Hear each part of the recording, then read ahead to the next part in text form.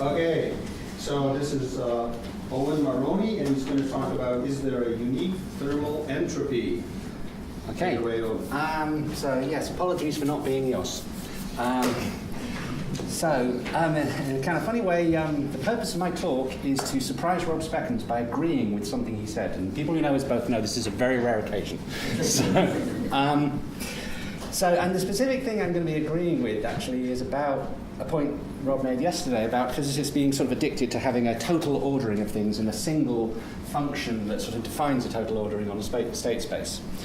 And this has been a real problem in a lot of the analysis of statistical mechanics, in that various different viewpoints challenge this idea that entropy is a objective feature of an individual system, and the idea that it has to be a sort of a globally unique thermodynamic entropy has to be there in order to satisfy this desire for entropy to be a property of physical systems. And essentially my talk is largely going to be trying to argue that actually if we understood phenomenological thermodynamics a bit better, a bit more generally, we should have been quite happy with the idea of not having a globally unique thermodynamic entropy in the first place.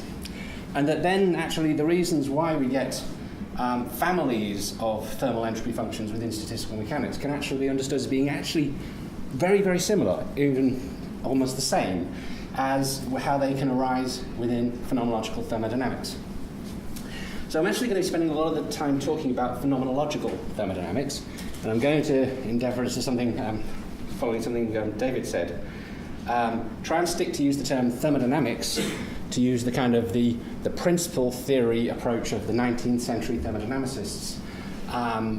And sometimes if I drop the word phenomenological because it's really hard to get out when I'm talking quickly, and just say thermodynamics, that's what it should be understood to mean. And I'm trying to and keep statistical mechanics for the kind of constructive theory which we build up from from microscopic dynamics. And I'm going to spend most of my time talking about the principal theory of phenomenological thermodynamics, which is not a thing for me to do because I don't agree with principal theories and I think we should do constructive theories. But the reason why is because a lot of our ideas came from this principal theory of phenomenological thermodynamics, and I think if we analyse that a bit better, we can actually better understand what's going on in statistical mechanics. Okay, so almost all of the maths, and I'm going to be very thankful to David for his talk, because a lot of what I'm going to talk about when I get to statistical mechanics is actually going to be already covered by David, so that'll speed things up. Almost all of the maths is going to be going in the next couple of slides. The key, suppose I've got a state space, and I've got various paths. So I've got two states, A and B, and I can do a whole number of different paths of getting from A to B. And I'm not saying anything particular about what kind of state space this is, what those paths are. But we've got a number of possible paths, and we've got some quantity, chi, that changes, and it can be a path-dependent quantity. And when going from A to B, anywhere in the state space, it at least changes by a finite amount, by a less than infinite amount. Well, if that's true, then it's also going to have to be the case that going back from B to A, that's true. And we suppose this is the case for, we can come up with this quantity, we can go from A to B and back from B to A with this path-dependent quantity for all pairs of states A and B in the state space. Right, now it follows from this, there exists entropy. No, it doesn't follow from that, it follows from this condition. Now suppose there's an additional feature that for any two paths, lambda and lambda prime, connecting A and B this way, when you add up these path-dependent quantities for the whole circuit, it's bounded by 0. It's got to be a total of negative. So around any path, it's got to be less than or equal to 0. Then there exists an entropy function. Okay, how? Actually, there exists a family of entropy functions, is the thing. So first of all, you just start off by saying, well, I should have a pointer. First of all, you suppose there must be a minimum value over all the paths. I think I should have had a greater and minor infinity as well in there. It's going to obey a triangle equality when you go from states A to C via B. And then you can just say pick a particular state A and then define just a whole spread of functions by going over the state space by the shortest paths, and then also a reverse one by getting back to state A by the best routes. It's just a matter of straightforward maths. It takes a few lines to really prove it, but any function of the state space there can be defined as just some sort of convex mixture of those functions that I've defined there. And every single one of these functions will satisfy this inequality. So what are the ij's ranging over? The I and j. So the I ranges over 0 or 1, whether it's the lowest resource going from it or the lowest resource going to it. Okay.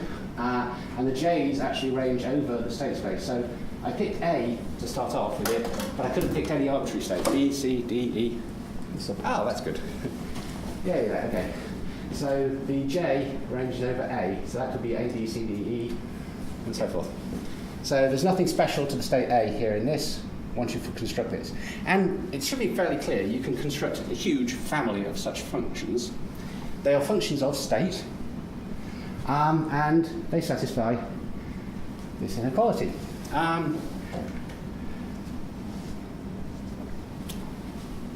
Now, reversibility gets you something. If you have a path,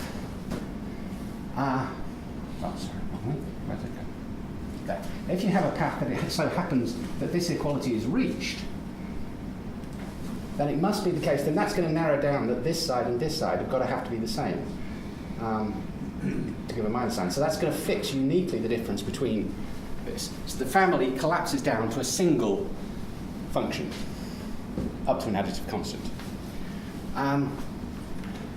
So irreversible cycles define families of functions of state, reversible cycles define globally unique functions of state. And this comes all from the existence of this inequality here. That's it. That's all the maths I need for my talk.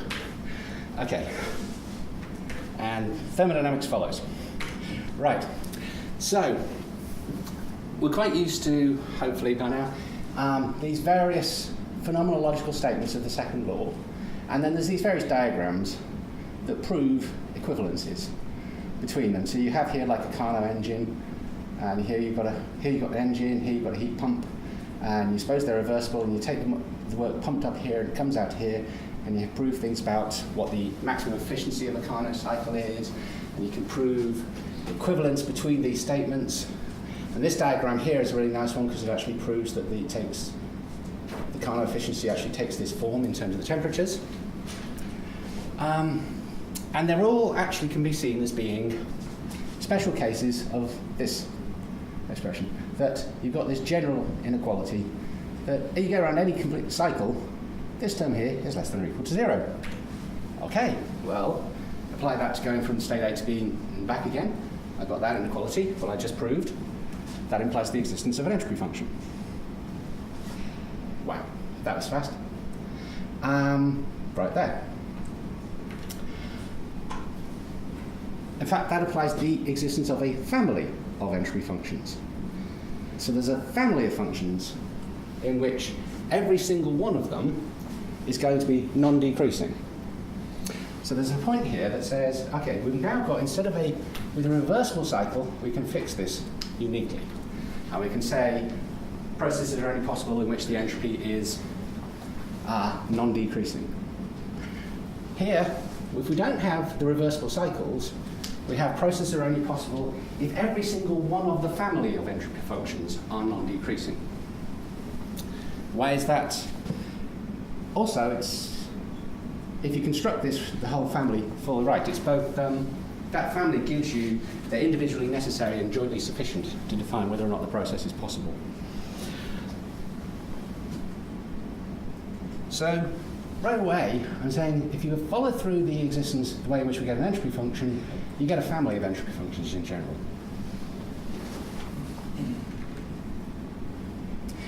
A few side points. I didn't make any use of quasi-static processes, thermal equilibrium, and I said that reversibility isn't necessary to define the existence of an entropy function. Reversibility delivers a globally unique function. It's commonly assumed that in a lot of the textbook, the quasi-static processes in thermal equilibrium are required for reversibility. because it's not a given. Yeah, that's just an assumption based on kind of models and intuitions about how we get there. If we drop reversibility, we still can use the concept of thermodynamic entropy. We don't have a loss of the second law of thermodynamics. We have a whole family of non-decreasing entropy functions. If we didn't use the concept of thermal equilibrium, well, the reason why we use it is because as was pointed out, I think, yesterday, the framework of thermodynamics itself is very, very empty. It doesn't actually tell us what processes we have available, what systems there are, what their properties are. So if we just stick to systems in thermal equilibrium and quasi-static processes, we've got some nice notion of what processes are available. If we're going to start saying, let's define entropies for non-equilibrium systems, then I need to have some kind of description of how I can actually prepare systems out of equilibrium and measure their properties and have cyclic processes going from non-equilibrium systems to non-equilibrium systems. Now, if your non-equilibrium system is a tower collapsing halfway down a collapse, that's a rather hard system to prepare, measure its property halfway through the collapse, and then put it into a reversible cycle to get back to that halfway down collapse. So we don't really have very good notions of processes out of equilibrium that we can apply to work out what the entropies are. But that's just a practical matter. It doesn't undermine the existence of such a function. So having first said, all right, never mind reversibility, and then we get a family of entropy functions, here's the next fun thing, is let's go really crazy and add thermal fluctuations to phenomenological thermodynamics. Okay, so as we should know, all of those statements of the second law are wrong, with some probability. And the usual kind of response to this, in fact they were known to be wrong almost as soon as they were first formulated, as Wayne pointed out yesterday. And yeah, these are the kind of attempts to fix these up in the way that, say, Maxwell advocated by talking about continuous reliable processes and so forth. Just for fun, let's take a totally different approach. Let's, instead of restrict the domain of validity of them to continuous reliable functions, let's actually consider a generalization of the phenomenological second law to take into account the possibility of fluctuations. So this is going to be a principal theory of thermal fluctuations. So here's my candidate. There's no process whose sole result is an extraction of quantity heat from a heat bath at temperature T and its conversion to work which can occur with a probability that exceeds some new law of nature. Now, a couple of things we can say immediately is that if that's pouring heat into a system, which is always possible to do, then that probability is 1. It had better be the case that as this probability goes down, as the amount of energy you can extract goes up. Because otherwise, if I have a system that I can get 10 joules out for a certain probability, then I certainly have a system that can get 9 joules out for the same probability. I just get the 10 joules out and throw 1 joule away. So, fairly simple modification. You can go quite a long way with this. So this is a Kelvin fluctuation, where with some probability we get some work out of a heat bath. This would be, no, actually that's, no, I think that's the Clausius fluctuation. Then there's that with some probability we have heat flows from a colder to a hotter. Or with some probability we run a heat pump with an efficiency slightly better than a Carnot cycle. Or with some probability we run a heat engine with an efficiency slightly better than a Carnot engine. And we can run through the same methods we use to show the validity, the equivalence of these various different properties. And we can put these together in the same way and show there's relationships between, say, the efficiency of getting energy to go against the thermal gradient and the efficiency of getting energy just out of a single heat bath. And that can get us a nice sort of a relationship. And in fact, we can keep doing this and we can collapse all of these relationships, all of these different fluctuation laws, into a general form of a single function. Here's a very interesting one we can do. This diagram is not terribly interesting when looking at the fluctuation-free thermodynamics, but with fluctuations, we're saying here we've got a fluctuation at lower temperature, and then we're also just going to add in a Carnot cycle to actually convert that effectively into a fluctuation at a higher temperature. And here we're just going to do the reverse. Fluctuation at a higher temperature, add a Carnot cycle to make it a fluctuation at a lower temperature. That gives us some relationship between the fluctuation formula at different temperatures. And we can run this for any two temperatures and find that what this means is it's only going to depend here on the ratio of the temperatures, which means we know that it has to have this form, and that means it actually has this form. So we've collapsed it into a very nice expression. It's going to get nicer. So now we actually can now formulate, we can extend phenomenological thermodynamics to take into account thermal fluctuations. And we get these equivalent statements. So the previous Clausius equivalence was this. So our new fluctuation laws can now be expressed as a single unified form. There's no process whose sole result is the extraction of quantities of heat from heat breaths at different temperatures, converting the net heat extracted into work which can occur with product P unless this. And the reason why you get these two forms is essentially because you've got a Carnot engine here. And a Carnot engine is just a really good way of, when you've got multiple heat baths, moving heat around between heat baths in such a way so that this inequality isn't changed. So naturally, if I allow myself Carnot engines, then this ought to be the case.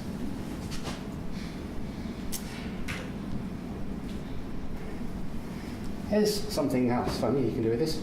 Let's suppose I've got a fluctuation that gets a certain amount of heat out. Now, there's another way I could have done that. I could have had two independent systems that each fluctuate. So the probability of this happening can't be less than the probability of two independent fluctuations happening, because two independent fluctuations happening is a good way of getting this to happen. So you can build this up and say, well, look, in that case, what you might do is say, you accumulate small fluctuations could be the optimum process for attaining a large violation. So here we've got a situation where we're saying, suppose we've got some large violation, we can do it as an accumulation of small violations. And if we reach that equality, if we say that the only way in which you can get the large violation is by accumulating small fluctuations, then this is going to be an equality. We can actually solve what that function is in this case. Wow. That looks very familiar. And I just deduced it from purely phenomenological arguments. Interesting, I asked the question yesterday, what's Boltzmann's constant? Here, conventionally, and it seems hard to think your head around it, conventionally Boltzmann's constant is just a scaling factor. This pops up as a constant here, which seems to have physical content. So that's very puzzling, and I don't quite know what to make of that. Also, there really doesn't seem to be any reason to demand that this inequality makes. It could just be the case that large fluctuations are more probable than the accumulation of small fluctuations. That's just a matter of the physics of where those fluctuations come from. This is one of the things that a phenomenological approach can't give you. It can't tell you that they're equal. It can just set a bound upon it. So actually, it would be nice to say, hey, look, I've deduced that, and run with it, because lots of really nice things would go, but actually it's not really okay. Because there are other candidates, non-trivial candidates for this. So this is a particular function that will satisfy the constraint. Here's a special choice of values there. It gets this form as we've seen. Here's another special choice of values. Gets a different law. That also satisfies the constraint, the inequality. And here's another one. And we can come up with lots of ones. And we can come up with ones that satisfy this constraint, but don't actually fit in this form. So there's lots and lots of functions that are candidate functions for fluctuation laws. Some of you might actually start to recognize some of these. Okay. What we're aiming for, though, is something to do with entropy. And it should be kind of obvious. We should think, well, it should be clear where we're heading here, really, surely. What we're looking for is we're going to try and do a path between states where we go from A to B, and back from B to A, and we have the fluctuations all the way around, and we have the two processes going on, and we want to turn this into an entropy function. The problem is that's not enough. We need to have a cycle where we've got a path-dependent quantity of going from A to B and B to A that gives us this less than or equal to 0 property. And this is not enough to get us there. This is obviously where I want to head with this. No surprises here. But for that, we need to have this expression, and I haven't got that expression. Because I got this expression, and I can get this expression, but you can't combine these two to get this expression, because the inequalities don't stack up the right way. That's unfortunate. Does this mean that fluctuations destroy the concept of entropy? Is it the case that if we allow fluctuations to phenomenological thermodynamics, we lose a thermal entropy? No. Okay, we'll just add in a bit differently. We'll say, hey, let's just say, oh look, going from A to B, rather than just fluctuate from A to B and then fluctuate from B to A, why not just reliably go from A to B and then fluctuate back from B to A? Now I've got a cycle. Now I've got a cycle which I've got this additional quantity, which is the minimum quantity I get from a reliable path going from A to B. Okay. Well, do the same for B to A. Now I've got a quantity that obeys the inequality. These are all expressed in terms of going from A to B. These are all expressed in terms of going from B to A. And I've got a family of entropy functions. These are fluctuation entropy functions, defined phenomenologically. So even in the case where we've added irreversibility and fluctuations to phenomenological thermodynamics, if you are willing to live with the idea of having a family of entropy functions, you can get entropy.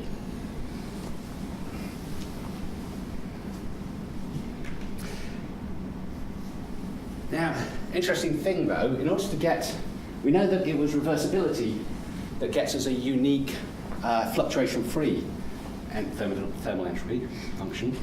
Even if we impose reversibility, that doesn't necessarily give us a globally unique fluctuation-based entropy. It guarantees that the unique thermodynamic entropy lies in the set of fluctuation entropies. So you need another condition. You need to actually be able to actually have fluctuations that happen at this maximal amount between all pairs of states. So I define that as being that over all possible fluctuations, there's a maximum amount you can get out. To get a unique fluctuation entropy, you'd have to say, for between every pair of states, there is a process that delivers that maximum fluctuation as well. That's a very strong assumption that goes beyond anything you've got a right to make.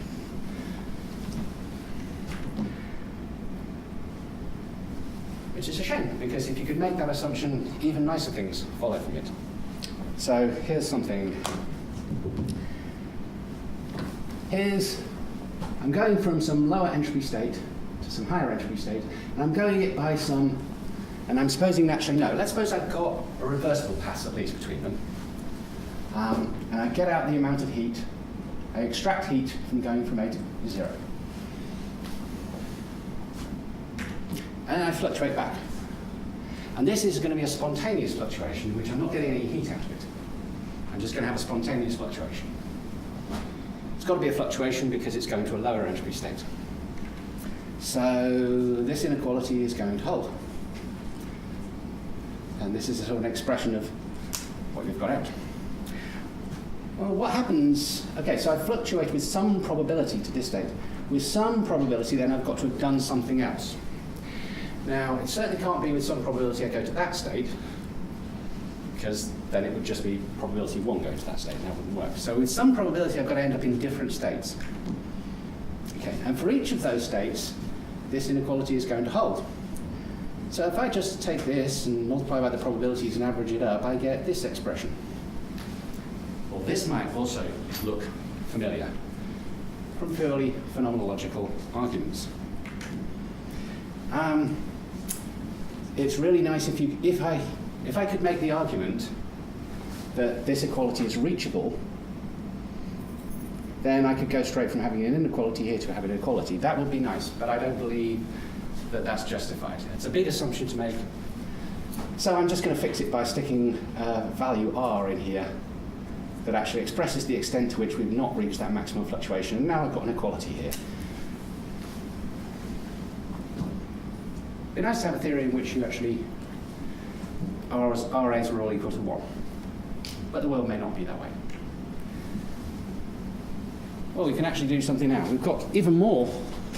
Suppose I now prepare a statistical mixture of thermodynamic states. And what that means is, I'm just sitting around and I've got some random number generation. Depending on what it comes up with, I could produce system A. And I do that with some probability. And I do it with all the different states. So I generate a whole bunch of different possible states in a box. Don't know which one it is. I've generated it randomly. I pass it over to somebody else and say, okay, now put these. I want you to give me a process that I've given you the box. I want you to give me back S0. I'm going to tell you all the states I could have generated. I'm going to tell you the probability that I generated with them. I'm just not going to tell you which state I actually generated. Well, we saw in the previous slide that a fluctuation, a spontaneous fluctuation, can generate this statistical mixture. If it were possible to have a process that, say it was rho A in this situation, I could push it into there and just get out the heat that you can get from a reversible deterministic transformation from rho A to rho 0. If that were possible, then I could spontaneously create these by my spontaneous fluctuations and then squish them all back into the original state and have a net gain of energy at the end. And that would violate the fluctuation-free law. So that can't be possible. So it's got to be the case that actually in a situation where I've got some epistemic uncertainty as to what the state is, and I'm nevertheless trying to determinately end up with being in a specific state, there's got to be some additional cost coming in to avoid violating the fluctuation-free law. Well, we're going to average over all of the possibilities and spot that some of the terms in here are going to be occurring in here, and we have here. We have that there's an excess cost to merging states that's given by this expression, that's at least bounded by that expression. Can't prove it's an inequality, but by hypothesis we've assumed that we've got fluctuations, so these are all positive greater than 0, so this had better be excess 0.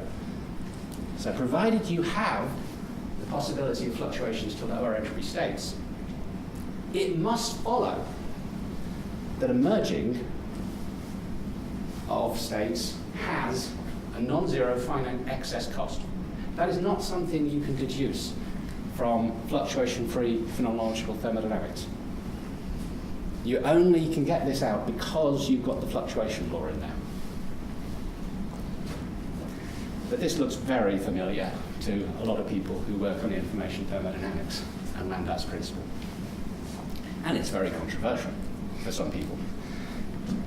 But my argument is, if you allow fluctuations, then you have to actually introduce this within phenomenological thermodynamics.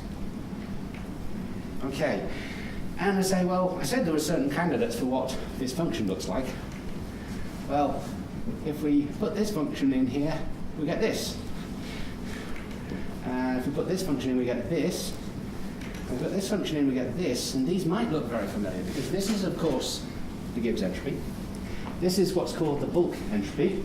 And this is the Tsoulis non-extensive entropy, which all give or take a little bit of exponents, and there's some various different ways of formulating it.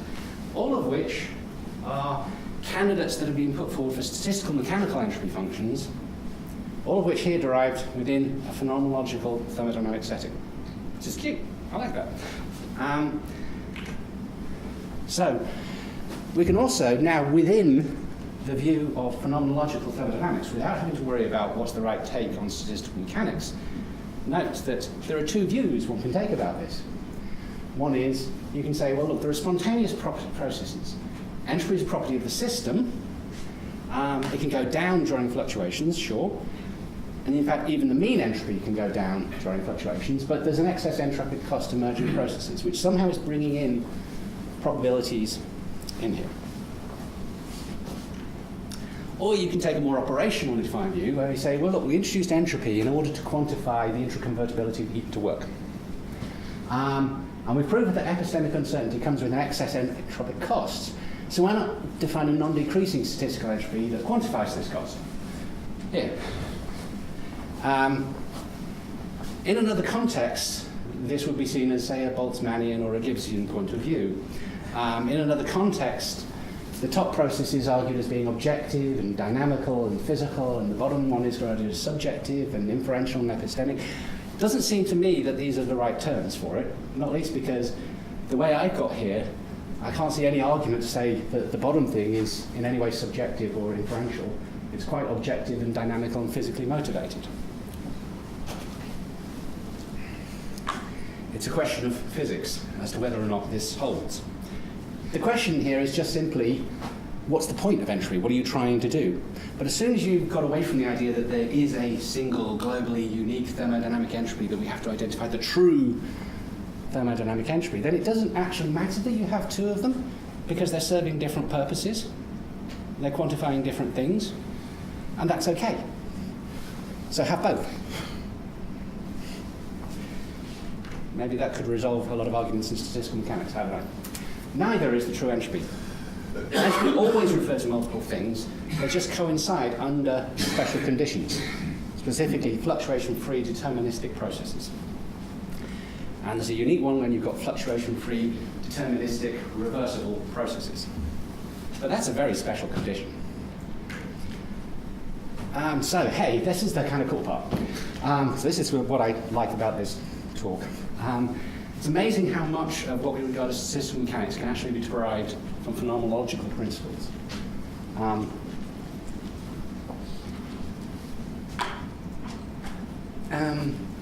And the fact that you have a family of entropy functions doesn't invalidate the understanding of entropy that we get. It doesn't invalidate the second law of thermodynamics. It doesn't say that we don't have a well-defined entropy in non-equilibrium. It doesn't mean we don't have a well-defined entropy for irreversible process.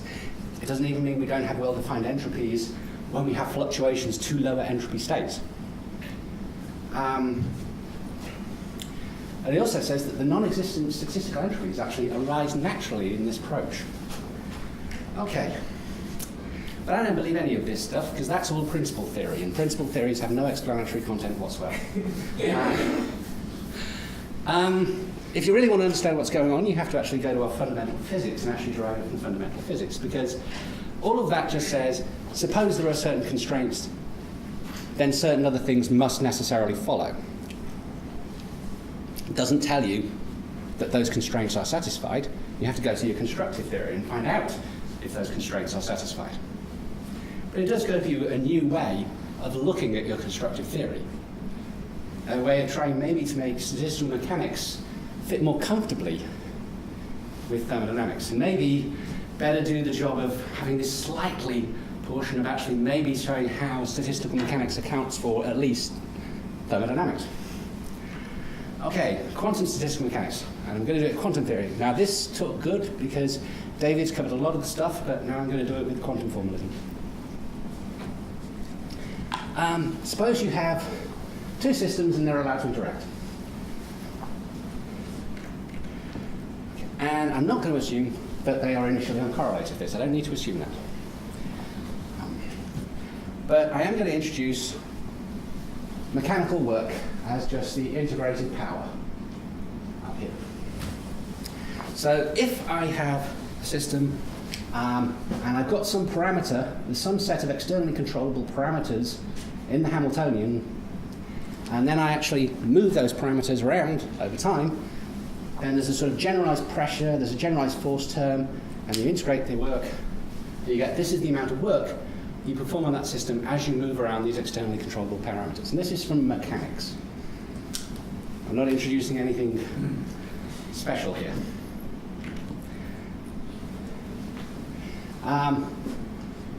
But I am going to have to change the unitary slightly. It's going to have to be put in the integral form because by its very nature this Hamiltonian is time varying.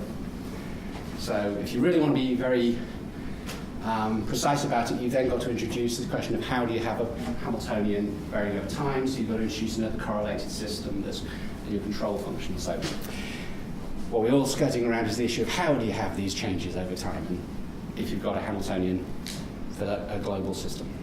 But I'm just going to say that let's suppose we've got some parameters and our agent can modify some of the parameters. You can then do, okay, error. These should be the other way around. There should be a t there and a 0 there. You can pretty much derive from this, and this, that the change in internal energy of this system is given by the work performed upon it, where the W1 means now work performed on Hamiltonian 1, plus an extra term that corresponds to energy that's flowed in. And the same for H2, and actually the change in the interaction energy is also given by work performed on changing the interaction potential minus the work that flows, the heat that flows out. So I'm going to call that heat, because it's what's left over once you've got work. And I do work on the systems, and then extra energy gets sloshed around between systems. This is exact. No approximations, just coming from mechanics. Doesn't get you very far though with that. I mean, that's kind of nice. It's quite surprising you can get that. I'm going to now introduce a concept called adiabatic availability, which is very close to something David did. So David said, suppose I have a system with a probability distribution over it. How much energy can I extract from that when my maps are restricted to those ones that preserve the Gibbs fine-grained entropy?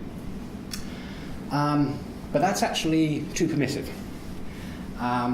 Because although the Gibbs fine-grained entropy is conserved under Hamiltonian dynamics, there are two probability distributions that can have the same Gibbs entropy but are not actually accessible by, say, a Hamiltonian map. Because Hamiltonian, or in this case unitaries, will keep the eigenvalues of the density matrix constant. And that's a stronger restriction. So the term I'm going to look for is I'm going to go through a walk in the Hamiltonian space where I go around, I manipulate my properties, and I leave it back where I started. It's quite important to actually say you leave it back where you started, because otherwise you can just extract infinite amounts of energy by just expanding and expanding and expanding the system. And that's not really telling you anything interesting. So what's the most amount of energy I can extract from this? And the answer to that is the available energy, or the adiabatic availability. I haven't introduced thermal concepts at all here. And where here is a very special distribution, a density matrix. It's called a passive density matrix, where suppose I take my original density matrix, the passive density matrix is one which has exactly the same eigenvalues, but now it's diagonalizes in the energy basis in such a way that higher energy states have lower probabilities or lower weights in the density matrix. And you can clearly, there's a unique value for this. So every density operator has a uniquely defined adiabatic availability, and passive density matrices have an adiabatic availability of 0. And so the adiabatic availability is actually, everyone's familiar with the sort of the Carnot cycle approach, the Clausius axiomatics for thermodynamics, and lots of people are familiar with the Liebig-Weiss and Carathéodory axiomatics. There's actually a completely different axiomatic approach called the Keenan school. It's based upon adiabatic availability. Because I haven't introduced any thermal concepts yet, but I've got an awful lot of stuff that looks like thermal concepts. So this was worked, and the theory of passive states was also worked out in the 1970s. It's actually credited to Putsch and Voronovich in 78. But if you actually look carefully, Hatsopoulos and Giftopoulos working in the adiabatic availability group actually They called it mutual stable equilibrium, but they actually discovered it 2 years before Boltzmannian, the argument.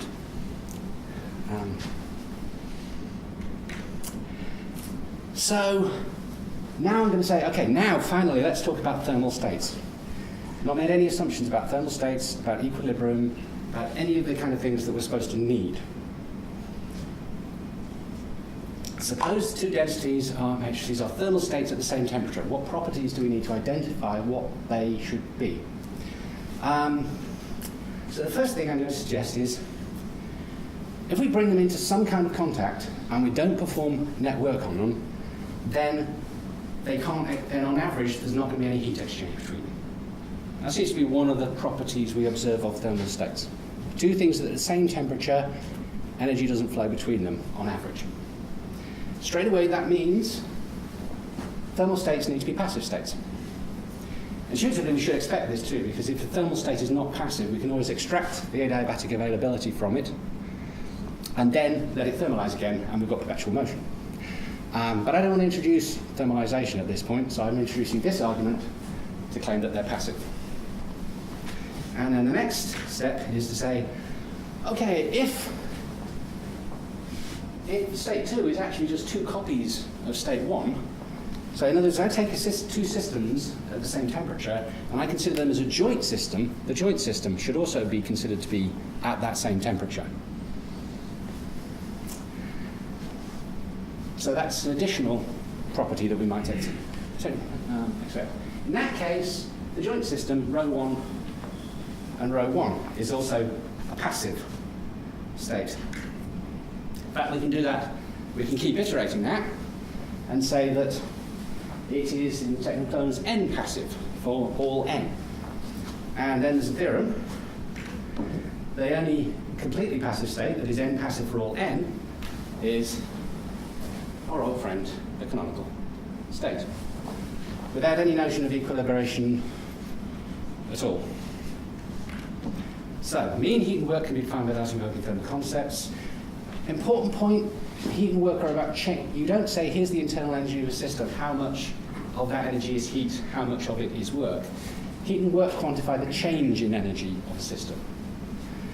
And thermal states can be defined without invoking notions such as approach to equilibrium, which is, of course, one of the troublesome ones. It's the asymmetric one. How do you get asymmetric stuff within a symmetric theory? Okay, so that's my attempt to develop a foundations for statistical mechanics, for thermal physics. So now I ask, okay, so I've got a system, and now I'm going to put it in contact with a thermal system, which I've now claimed is a Gibbs canonical state. How much heat can be extracted by transforming the system from one state to another? How much work heat can be extracted as work? Well, I have a system, I evolve it by any unitary I'm allowed to use, and I apply two well-known inequalities, and I deduce this.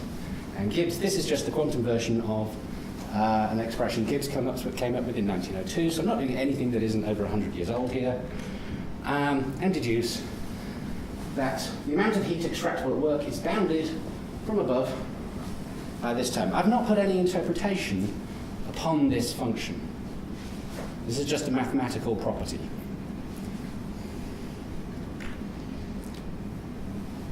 Okay, so I'm going to do that. I'm going from, I went from this state to this state and extracted some work, and now I'm going to go from back again. And quite obviously, I'm going to have a second quantity of heat. And if I add the closed cycle up, I take that expression, add it up, and I've got that the overall average amount of heat, the course of this cycle going from here to here and back again, is less than or equal to 0, and at this point I go, hey, I can define an entropy function. Okay. In fact, I can define a family of entropy functions at this point. Now, one thing we can say straight away, though, from what we should already know, is that this function is going to lie within those families. So it should be fairly obvious that if I can make this a reversible process, if I can squish out this to being an equality, then the unique entropy function had better be this function, because this function is always going to lie within those families, however close you get. And again, by a fairly routine set of calculations that appear in the literature, with the exception of the fact that usually it's done just for states in equilibrium, for canonical states, but you can actually easily adapt it to states that are not in canonical equilibrium. You can deduce that you can come up with a process that says, first of all, you evolve it, you rotate it until it's actually a canonical state with the same probabilities.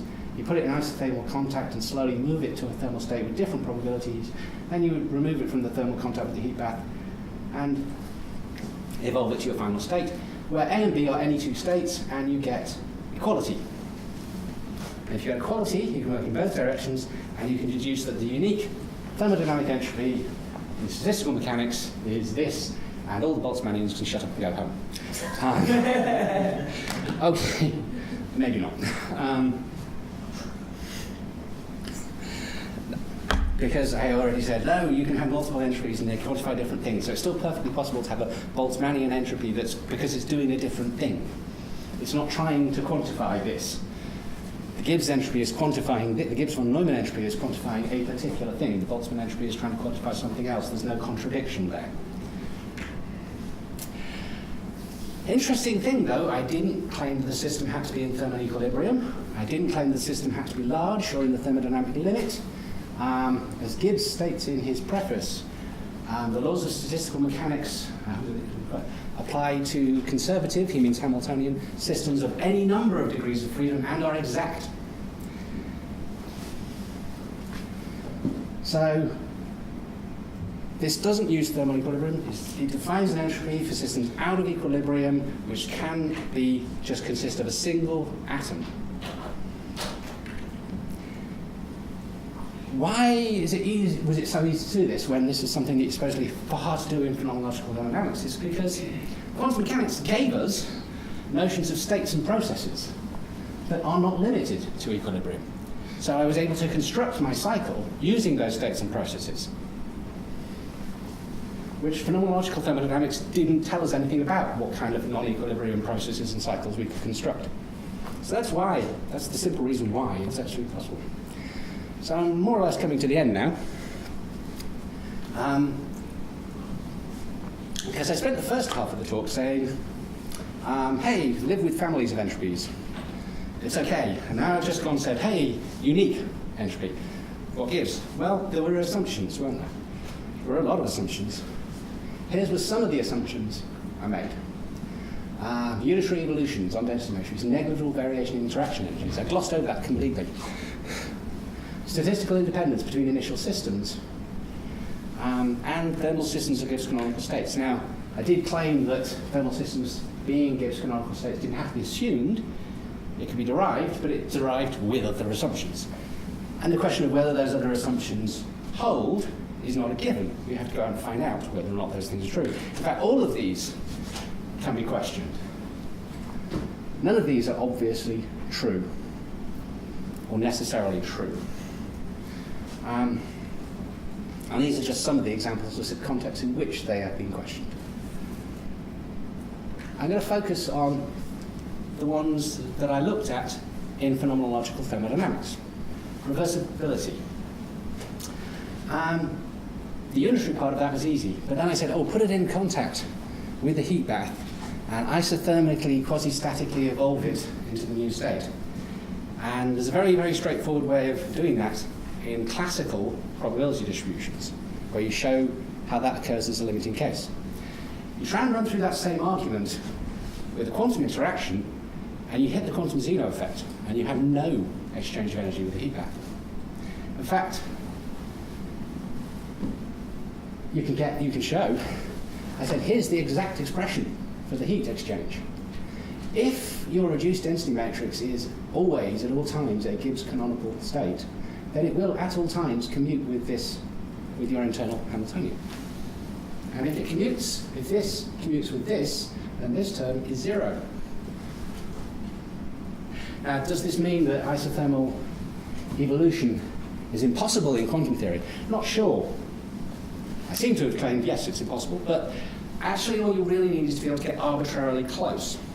And also, this was one way of trying to achieve a reversible process that was taken from the classical case. So that way of achieving it isn't going to be achievable in practice with quantum theory. Quantum effects are going to actually mess that up. But that doesn't mean there aren't other ways, other cleverer ways of doing it. So reversibility is at least in doubt. So there's various now literature looking at finite size effects and quantum modifications and whether or not you can actually reach the reversible limit for quantum thermodynamics. Extensivity, this is the one that I really think is very questionable. Statistical extendance is just assumed all over the place. There was a nice little debate going on yesterday between Wayne and Rob on the question of actually why do you assume things are independent. It's very clear that once you actually go through the mathematical derivations, it's the statistical independence is what gives you the canonical distribution. And it's the canonical distribution that gives you the logarithmic form for the entropy function. And if you don't assume statistical independence, if you take two systems and you say, I've got row 1 and row 2, and I want to now look at the composite system, well, obvious natural thing to do is to say, let's assume there are no correlations. Again, there's a whole literature now building up in quantum thermodynamics saying, well, what about systems with memory? What about systems where you interact with a heat bath and it's a real heat bath, and actually, as you interact over time, maybe some of those correlations come back. So maybe that's a questionable assumption. What happens? Well, two possible approaches for this, what to do about this would be, here's a principle of pessimism. Instead of to assume that two systems are uncorrelated is to essentially assume you've got the maximum entropy in terms of the Gibbs-Shannon entropy, consistent with the marginal information. But if I am rejecting a prior position for the Gibbs entropy or Shannon information measure, then what would I replace that with? Well, a natural thing might be a principle of pessimism. Find a joint density matrix consistent with the marginals that minimizes the adiabatic availability. That is in general going to produce a different, that is not going to give you statistically independence in general. That's interesting. Don't know what to do with it, but it's interesting. Boltzmann loved inventing names. One of the names he invented was orthodes. One parameter for families of distributions with increasing mean energy.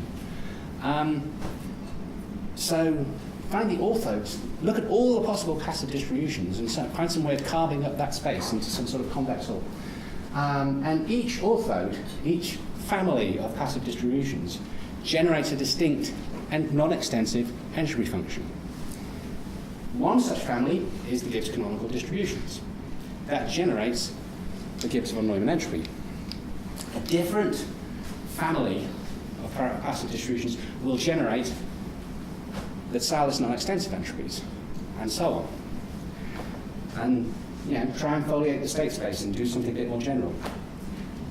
Provided you're happy with having lots of different entropy functions.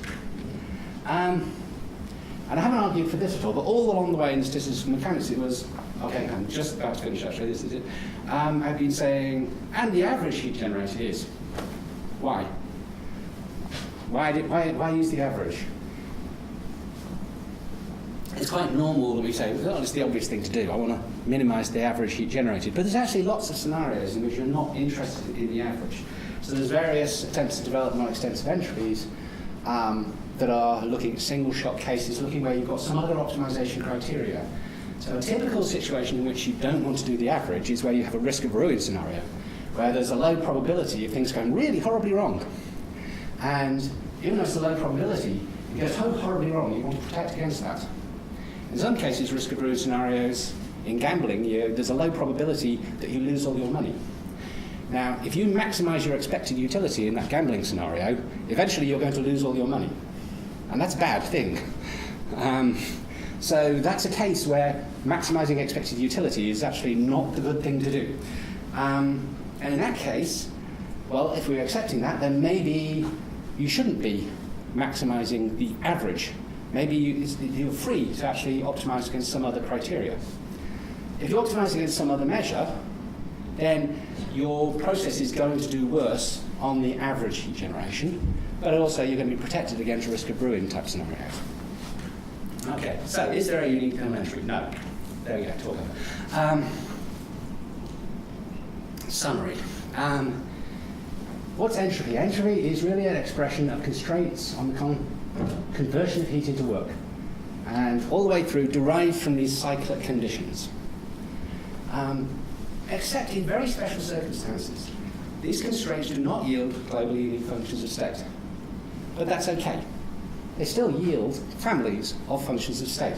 And if you want to interpret those functions of state as all picking out physical properties, go ahead. And believe that each one of those entropies is an objective physical property. It doesn't undermine that position. It doesn't force you to say entropy is not a real thing. It just means you've got a lot of more entropies than you thought you had. The things that generate these families, like irreversibility, fluctuations, and statistical dependence, can be found in both phenomenological thermodynamics and statistical mechanics. This isn't something that just comes out in statistical mechanics. If you look at phenomenological thermodynamics and ask it, you'll find it there. Some of these constraints really are actually quite objective physical constraints. Yeah? The question of how do systems reach equilibrium and what kind of distributions do they equilibrate at seems a kind of maybe a physical question. It may vary under different circumstances. Are there long-range correlations or memories? Are they generically inaccessible or irrelevant so we can cause strain over them? That's, this is in part a physical question. And some of these constraints are just simply practical choices. They exist, but they're practical choices, like choosing an alternate to averaging as your optimization criteria. Okay, so we should be happy to have lots of different entropy functions. Thank you.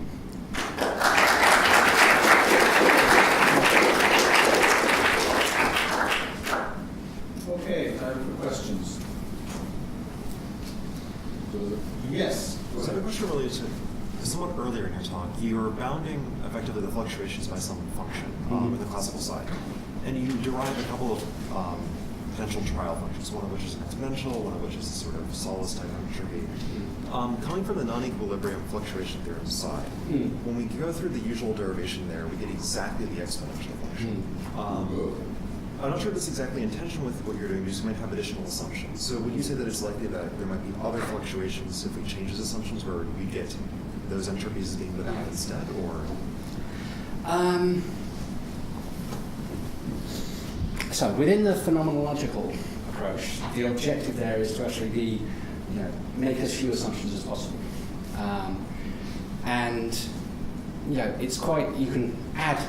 It's very easy to add an additional assumption and it all collapses onto the canonical distribution.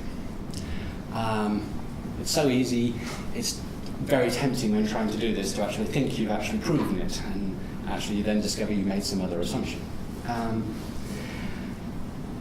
I would almost always, when looking at, say, passive distributions, it's quite easy to find you've made an assumption and it collapses into the distribution, the canonical distribution. Almost always, when you look carefully, somewhere you've made an assumption of statistical independence. And statistical independence just generates that canonical distribution quite quickly. So my suspicion, I don't know, but my suspicion is somewhere in the non-equilibrium fluctuation theories, statistical independence was assumed. Now, I'm not actually opposed to statistical independence. It seems quite natural that systems that have been separated for some time haven't been, and they're brought together, that even if there were some past history of common cause, whatever that might be is just not going to be relevant to however we're actually interacting with them or allowing them to interact. In which case you make the assumption of statistical independence and we end up with the thermal state being canonical. Even then, though, if you want to optimize against a different criteria, you're going to come up with a different function that you're choosing to optimize. And even then, if you have irreversibility, if you don't get to reversibility, you're still going to have, you're not going to be able to deduce a unique entropy function unless you can somewhere shoehorn in reversible processes. So the pull of canonical statistical mechanics is huge. Yeah, it works. There's no reason we should doubt it in many ways. It seems almost perverse to actually try and avoid using it. My only reason, and I'm not actually trying to argue against it, my main reason for actually pulling against it and resisting the assumptions that get you there is to see what happens if you weaken those assumptions, and to see how compelling those assumptions are. I'd be very happy to actually, get a really compelling set of assumptions that actually do zero in uniquely on that. So I was kind of interested in some of the things Ross said on that. So I'm not, opposed to zeroing in on the canonical distribution, but I just need to be, I need it to be very clear what the assumptions are that get you there. Yes, Rob. I'm trying to figure out whether we are endorsing the use of many different entropy functions for similar reasons or not. So let me see if the following version of your initial couple of slides kind of is a big picture synopsis of if you agree with that in many, so I'm going to put it in a resource theory context, in many resource theories, including economics, for example, as long as you grant that it's possible to convert one resource to any other and back again at some rate. So like if I have commodities, I can say A type commodity can be sold and B type commodity costs at some rate, and then I can sell my B type commodities and buy A type at the inverse rate. Because if it wasn't the inverse rate, then I could just do trades and get arbitrary amounts arbitrarily rich. So in a well-functioning economy, you want to, that's a perpetual motion machine. You can't use arbitrage. So if you imagine that kind of situation, and you think for every pair of resources I can do these conversions, then you can easily derive that the rate at the price of C in terms of B has to be the price of C in terms of A divided by the price of B in terms of A. Otherwise, I can set up these cycles that give me an arbitrary amount of resources, and therefore, if I want, I can measure everything in terms of 1 unit. Like there's a single price. Just every, how many A units can I buy for this thing? So that's sort of, I think in economics they call that the single price theorem or something like that. And it follows a unique measure now because of this assumption of reversibility and convertibility between any pair. So one way you can go to get more than a unique function is to say that assumption was wrong. That, for example, that the rate at which I can convert back is not the inverse of the rate at which I can convert, or there's just certain things that I can't convert between. And then you get a partial order, and those are the kinds of reasons I give for not having a unique measure.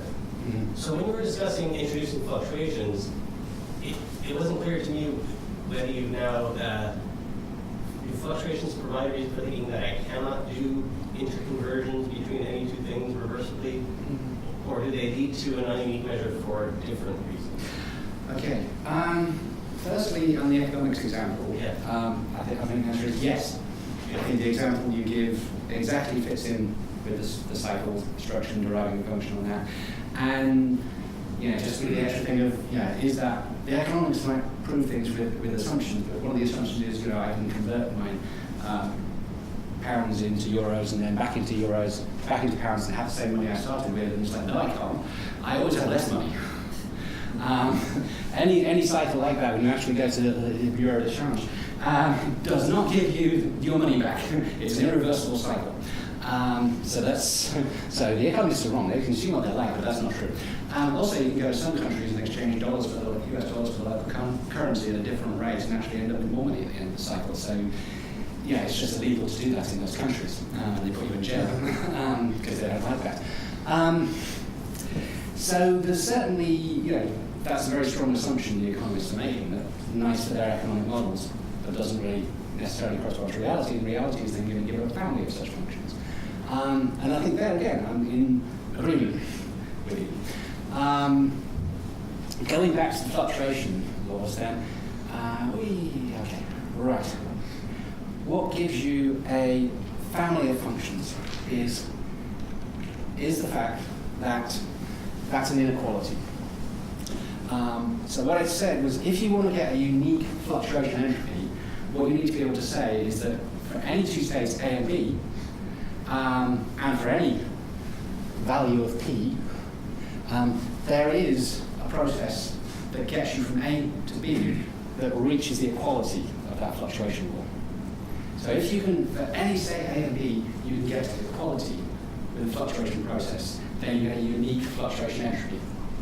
That's not necessarily going to be the same entropy as the thermodynamic entropy you get from reversible paths, or from fluctuation-free paths.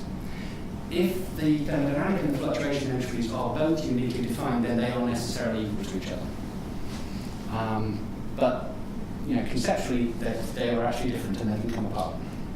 So, in general, you've got a situation where they can be different. So they do catch out different things. So I'm going to say they're different things even when they coincide.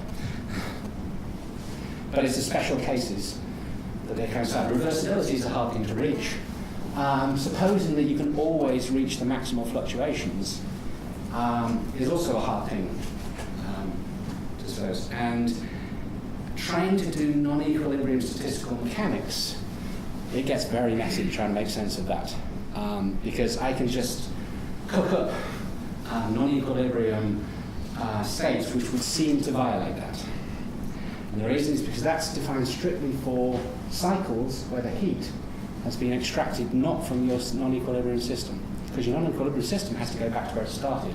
So the work that came out of the heat bath that was in thermal equilibrium.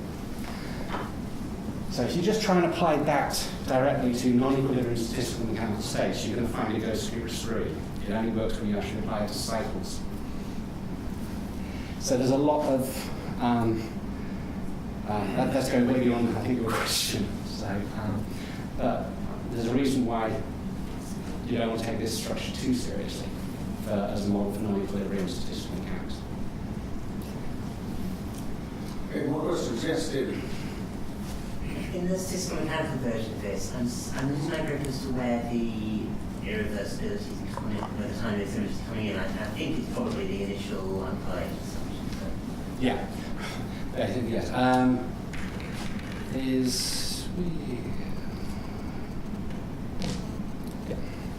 So the statistical independence between initial systems and no equivalent final condition is what gives you the inequalities when you do the derivations.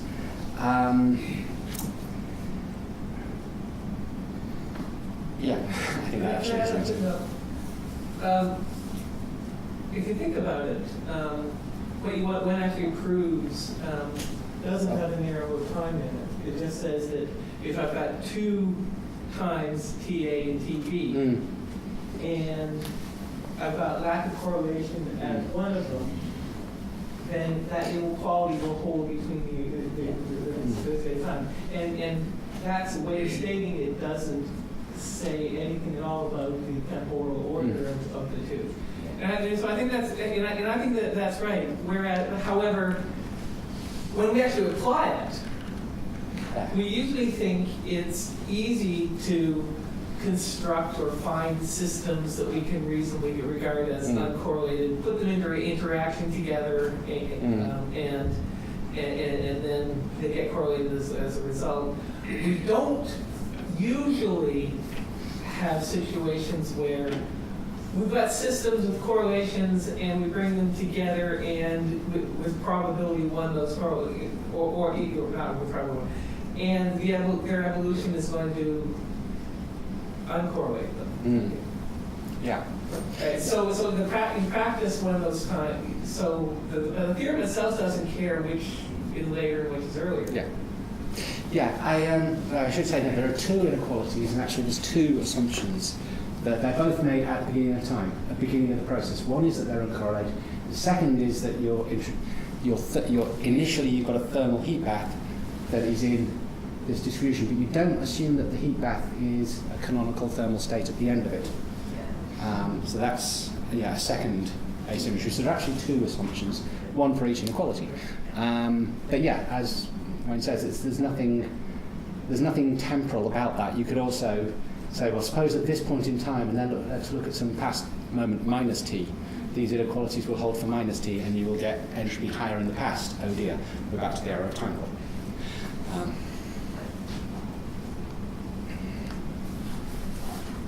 More questions? If not, it's lunchtime, and we can thank Owen very much.